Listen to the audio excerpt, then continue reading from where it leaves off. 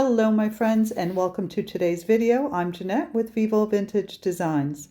In today's video I wanted to show you a very easy and fun way to create a pretty loose floral watercolor painting. So you can see here that I'm using a dropper and I'm putting down tiny drops of water in the shapes of flowers. Now, if you don't have a dropper, you can use a paintbrush. Just be careful not to overload your brush with too much water because you want these drops to be small, unless of course you're using a much larger piece of paper than I'm using. Once you have down all your little drops, pick up a little pigment. I'm using a combination of yellow, pink, and orange. And I'm alternating the colors that I add to the little drops of water.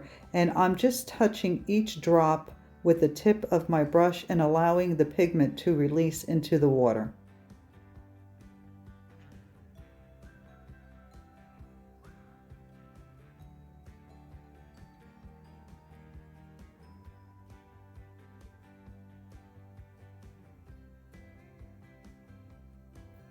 Once you've added all your color to the little drops, you can use your paintbrush to move that little puddle around, and you can see that I am creating very simple petals. They're, I would say, in the shape of a V, narrow toward the base of the petal and then widening towards the outside. Very simple. And because this particular flower is at an angle, the bottom petal is a little squished because you're only seeing the underside of the petal.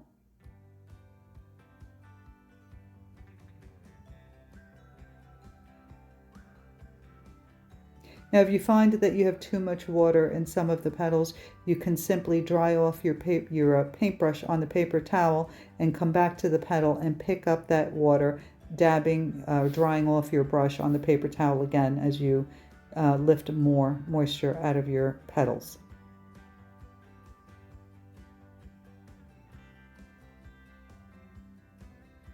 Now I'm creating a few little buds, and the little buds are, again, the shape of a V, just one little petal.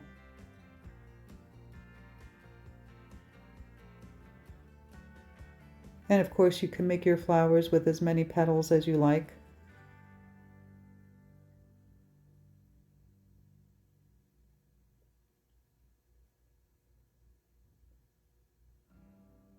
Now I'm creating the stems, and I am using a size 4 silver black velvet brush because it has a really nice fine point, and it creates these very delicate little stems. And you can see that because my petals are still wet, the green is bleeding into that one petal very heavily. But that's easily remedied. Just dry off your brush on your paper towel, go back into the petal, and lift that green right out of there. Now to create the leaves, again, I'm using the same brush, a size 4 silver black velvet, and I begin each leaf with the tip of the brush. And as I drag the brush across the paper, I add a little bit of pressure, and then I come back to the tip as I end my petal. So you see here, tip, pressure, back to the tip. And you can create these really pretty simple leaves.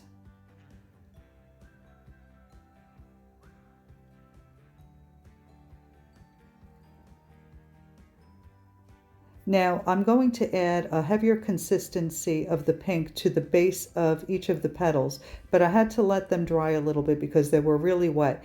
If you add the heavier consistency in your petals while they are too wet, the color will just sit where you drop it. It won't move. So let them dry a little bit. You want the paper glistening, but you don't want it sopping wet like it was when I began the petals. Now I've used a blow dryer to dry the paper, and now I'm using the same green and the same technique that I used for the leaves, using the tip of the brush, a little pressure, and then lifting back to the tip to create the sepals of the little buds.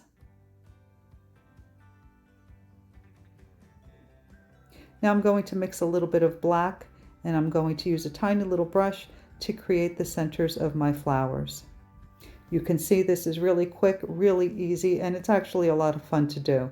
So I hope you give it a try, and if you do, please be sure to share it with me on my Facebook group, Vivo Vintage Design Tutorials.